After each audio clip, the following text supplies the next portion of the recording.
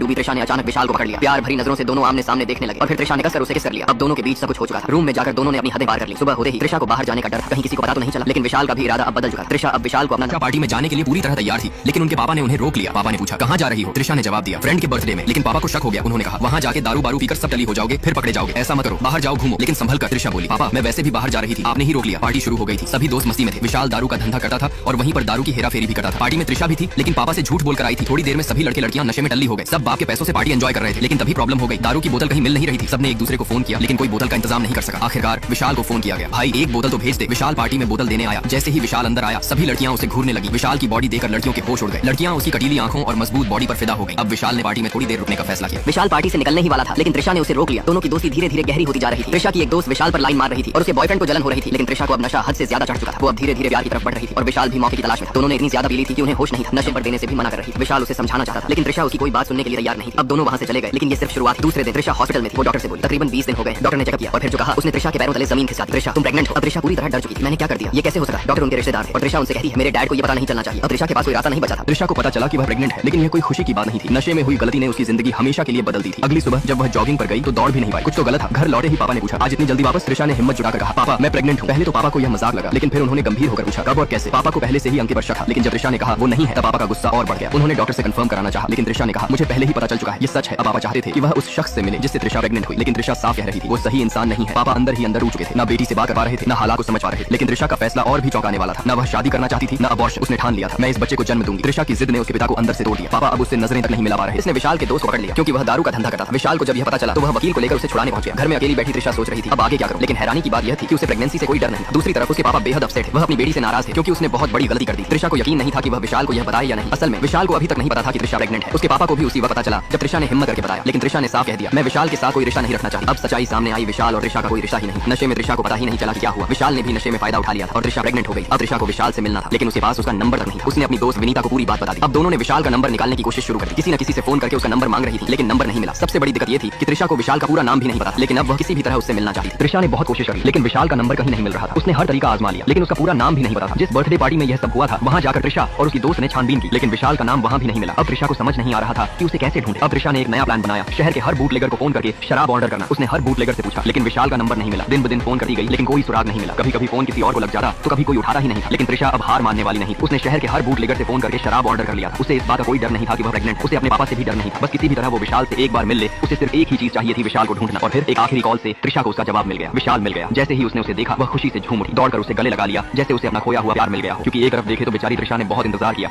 और अभी तक त्रिशा प्रेग्नेंट है, वो आखिरकार विशाल को मालूम ही नहीं है। विशाल को जैसे ही त्रिशा ने बुलाया वह खुशी खुशी बाहर आ गया, लेकिन त्रिशा सिर्फ बात करना चाहती थी और विशाल की सोच कुछ और थी। त्रिशा ने आखिरकार सच बता दिया। त्रिशा ने गहरी सांस लेते हुए कहा मैं प्रेग्नेंट हूँ। विशाल का चेहरा उतर गया। क्या कर दिया मैंने? विशाल घबरा गया, लेकिन त्रिशा मुस्कुराते हुए बोली हाँ उस दिन ये सब हो गया। विशाल का कंफ्यूजन, शादी नहीं करनी लेकिन बच्चा चाहिए। विशाल सोचने लगा मैं अभी छोटा हूँ, मैं क्या करूँ? त्रिशा ने साफ साफ कह दिया मुझे शादी नहीं करनी, बस बच्चे को जन्म देना है। विशाल को ये बात खलने लगी, लेकिन विशाल अब भी त्रिशा के करीब रहना चाहता था। अब विशाल को समझ नहीं आ रहा था कि उसे क्या करना चाहिए। विशाल पूरी तरह लटू हो गया। त्रिशा तो सिर्फ एक सॉल्यूशन चाहती थी, लेकिन विशाल तो पूरी तरह दीवाना हो चुका था। वह त्रिशा के करीब आने के बहाने ढूंढ रहा, लेकिन त्रिशा अब भी अपने फैसले पर कायम थी। शादी नहीं, सिर्फ बच्चा। अब त्रिशा और विशाल दोनों फिर से चेक कराने के लिए हॉस्पिटल में आ गए और विशाल वहां भी कॉमेडी करने लग जाता है। लेकिन विशाल को प्यार हो गया था सच्चा, लेकिन त्रिशा को प्यार नहीं था। अब विशाल तो उनको इनका हमसफर मान चुका था, जिंदगी भर साथ निभाना चाहता था। लेकिन विशाल अभी भी उनके साथ शॉट खेलना चाहता था, लेकिन त्रिशा को तो हमेशा हंसी में ही जाता था। लेकिन त्रिशा की एक बात आई थी कि विशाल के साथ अब कोई संबंध नहीं। घर लौटी, लेकिन उनके पापा अब विशाल का पता लगाने में जुट गए। उन्हें किसी भी तरह विशाल से मिलना था और आखिरकार त्रिशा को मना ही लिया। अगले दिन त्रिशा और विशाल एक मॉल के पास मिले, लेकिन त्रिशा को वहां विशाल की चोरी करने की सच्चाई पता चली। उसे अब एहसास हुआ कि विशाल सिर्फ शराब बेचने वाला ही नहीं बल्कि चोर भी था। त्रिशा के पापा को विशाल मिलने गया। त्रिशा के पापा ने विशाल से सवाल जवाब किए, लेकिन विशाल भी किसी से डरता नहीं था। उसने सब कुछ सच बता दिया। उसने खुद बताया कि वह शराब बेचता है, चोरी करता है, लेकिन ऐसा क्यों कर रहा है? विशाल ने सबको इमोशनल कर दिया। केदारनाथ की आपदा में उसने अपने माता पिता और छोटी बहन को खो दिया था। यह सुनकर त्रिशा और उनके पापा का दिल पिघल गया। त्रिशा के पापा को अब विशाल से नफरत नहीं बल्कि हमदर्दी होने लगी। विशाल की सच्चाई सुनकर त्रिशा के मन में उसके लिए प्यार जगने लगा। वह अब उसे अलग नजरिए से देखने लगी। त्रिशा के पापा पूरी तरह से विशाल को स्वीकार कर चुके थे। उन्होंने त्रिशा को समझाया कि विशाल एक अच्छा इंसान है और उससे शादी कर ले, लेकिन त्रिशा को यह बात पसंद नहीं आई। वो चौंक गई। त्रिशा का गुस्सा, क्या मैं बूटलेगर से शादी करूं? त्रिशा ने गुस्से में कहा क्या मैं चोरी की बाइक पर बैठूंगी? पापा बोले मुझे झटका मत दो, साफ साफ बता दो। लेकिन त्रिशा अभी भी विशाल से शादी करने के लिए तैयार नहीं थी। अगले दिन त्रिशा के पापा विशाल के घर गए। उन्होंने देखा कि पूरा घर नशे और शराब से भरा हुआ था। वह सब देखकर बाहर आ गए, लेकिन विशाल ने त्रिशा को फोन कर दिया। त्रिशा को इससे कोई फर्क नहीं पड़ा। त्रिशा के पापा ने विशाल को नौकरी दिलाने की कोशिश की। वे उसे अलग अलग जगह ले गए, लेकिन विशाल को नौकरी में कोई इंटरेस्ट नहीं था। अंत में विशाल ने खुद ही कह दिया मैं कोई पार्टनर बनने वाला नहीं। अब तीनों एक साथ बैठकर खुलकर बात करने लगे। त्रिशा ने साफ साफ कह दिया मैं विशाल से शादी नहीं करना चाहती। विशाल ने भी कहा मैं अभी छोटा हूं, लेकिन त्रिशा के पापा ने एक तगड़ा जवाब दिया। जब खेल रहे थे तब छोटा नहीं था। अब त्रिशा के पापा इमोशनल हो गए। उन्होंने आने वाले बच्चे की जिंदगी का सवाल उठाया। त्रिशा के पापा पूरी तरह इमोशनल हो चुके थे। उन्होंने रोते हुए समझाया बच्चे का क्या कसूर है? जब बच्चा बड़ा होगा कोई पूछेगा तेरा बाप कौन? अगर बच्चे का मन हुआ अपने पापा के साथ खेलने का तो क्या करोगे? क्या आप उससे हक छीन लेना चाहते हो? त्रिशा कुछ बोल नहीं पा रही थी, वह अंदर से टूटने लगी। विशाल भी पूरी तरह कंफ्यूज था, उसे समझ नहीं आ रहा था क्या करे। लेकिन त्रिशा के पापा अभी भी दोनों को मिलाने की पूरी कोशिश कर रहे थे। त्रिशा के पापा बोले बस थोड़ा टाइम साथ रहो, सब ठीक हो जाएगा। धीरे धीरे त्रिशा को अपने पापा की बात समझ आने लगी। त्रिशा पूरी तरह से अपने पापा की बात मान चुकी थी। जब उनके पापा उन्हें विशाल के घर छोड़ने आए तो त्रिशा को एहसास हुआ कि शायद उसने पहले गलती की थी। काश मैंने पहले ही अपने पापा की बात मान ली होती। यही सोच सोचते हुए वो विशाल के घर पहुंची। विशाल का दोस्त अजीब निगाहों से देख रहा था। त्रिशा को हंसी आ रही थी और विशाल के दोस्त का मूड चेंज हो गया था। विशाल तो खुशियों से झूम रहा था। उसने पूरा घर घुमाया, लेकिन असली प्लान कुछ और था। अब तो एक बार फिर ढिंका चिका करना है। लेकिन त्रिशा पहले उसे ललचाया, फिर पूरी तरह छकाया। बेचारा विशाल जितनी कोशिश करता उतना ही फंसा। विशाल को उम्मीद थी कि आज उसकी रात बन जाएगी, लेकिन त्रिशा ने पहले उसे पूरा परेशान किया। जब वो कपड़े बदल कर आई तो विशाल उसे और करीब आने लगा, लेकिन त्रिशा ने एकदम से खेल पलट दिया। विशाल को लगा कि अब कुछ हो ही जाएगा, लेकिन त्रिशा ने कहा चलो बाहर घूमते हैं। रात के अंधेरे में दोनों निकले मस्ती करने। पूरी आधी रात दोनों घूमते हैं, दोनों मस्ती करते हैं, लेकिन भाई का प्लान सफल नहीं हुआ। बेचारों को एक करने नहीं दिया। त्रिशा उनका बदला जरूर ले रही थी। अब दोनों घर वापस आए तो विशाल फिर से ट्राई करने लगा, लेकिन त्रिशा ने उसे फिर छका दिया। उसने लाख कोशिश कर ली, पर त्रिशा हर बार उसे बेवकूफ बना रही। लेकिन भाई का मकसद अब तक अधूरा। त्रिशा तो उसे पूरा लाल कर रही थी, पर खेल बिगाड़ने में भी एक्सपर्ट थी। उसने अपने पापा को फोन किया और विशाल के बारे में बताया, लेकिन पापा बोले दिल का अच्छा लड़का है, समय के साथ सब ठीक हो जाएगा। विशाल परेशान और त्रिशा की हंसी बंद ही नहीं हो रही थी। विशाल बेचारा मासूम होकर पूछता है सच में कुछ करना नहीं चाहती, लेकिन त्रिशा तो मस्ती के मूड में थी। लास्ट वार्निंग है, चले जाओ, त्रिशा ने कहा, लेकिन विशाल अड़ा रहा। त्रिशा को विशाल की हालत पर अब थोड़ा तरस आने लगा। उसने विशाल को बुलाया और बोली चलो रेस खेलते हैं। विशाल को लगा अब कुछ होने वाला है, लेकिन नहीं। आधी फिल्म तो त्रिशा की हंसी में ही निकल गई। कैसे भी करके त्रिशा ने विशाल को बुला लिया। विशाल का अब एक सेकंड भी सब्र नहीं हो रहा था। अब तो खेल खेलना ही है, विशाल ने सोचा। लेकिन त्रिशा प्यार से बोली रहने देते हैं ना। विशाल ने कहा गले तो मिल लो। अब विशाल को लगा अब जो भी हो जाए खेल अब खेलूंगा। त्रिशा भी प्यार से उनको गले लगा रही थी। अब दोनों रोमांटिक मूड में धीरे धीरे प्यार आगे बढ़ने लगा। मजा लेने ही वाले थे कि अचानक फोन बजा। विशाल का पूरा मूड उखड़ गया। बेचारे का एक और मौका गया हाथ से। अब नया मोड़ आया। विशाल अपने दोस्त को जेल से छुड़ाने के लिए गया, लेकिन खुद भी फंस गया। पुलिस ने पूरी रात के लिए गिरफ्तार कर लिया। विशाल परेशान था, अब इसे कैसे छुड़ाऊं। त्रिशा अब बेचारी अपसेट थी, क्योंकि विशाल से प्यार हो गया था। फिर त्रिशा घर से ही अपने पापा को फोन करके सब सेट करवा दी। सुबह दोनों छूटे, लेकिन विशाल घर लौटा, लेकिन त्रिशा नहीं। अरे कहीं चली तो नहीं गई। विशाल के होश उड़ गए। भागा भागा त्रिशा के घर पहुंचा तो वो वहीं थी। अरे बाबा सामान लेने आई थी। त्रिशा फिर से हंसने लगी। अब विशाल ने ठान लिया त्रिशा मेरी हमसफर है। विशाल अब त्रिशा को पूरी तरह अपना मान चुका था, लेकिन त्रिशा की हंसी तो रुकने का नाम ही नहीं ले रही थी। अब विशाल को डर लगने लगा कहीं इसे खो न दूं। विशाल ने अपने सारे धंधे बंद करने का फैसला लिया। अब वो एक इमोशनल मोमेंट था। दोनों को एहसास हुआ कि प्यार सच्चा है। त्रिशा के पापा के सामने विशाल ने शादी के लिए ले जाने की बात कर दी। अब बस अब और देर नहीं। दोनों खुशी खुशी शादी के लिए निकल पड़े। त्रिशा को तो सामान लेने भी नहीं दिया। अब दोनों शादी करके नई जिंदगी की शुरुआत करने वाले थे और त्रिशा के पापा वही चाहते थे। आखिरकार एक भूल की वजह से दोनों को शादी करनी पड़ी, लेकिन वो भूल ही थी जिसने दोनों को हमेशा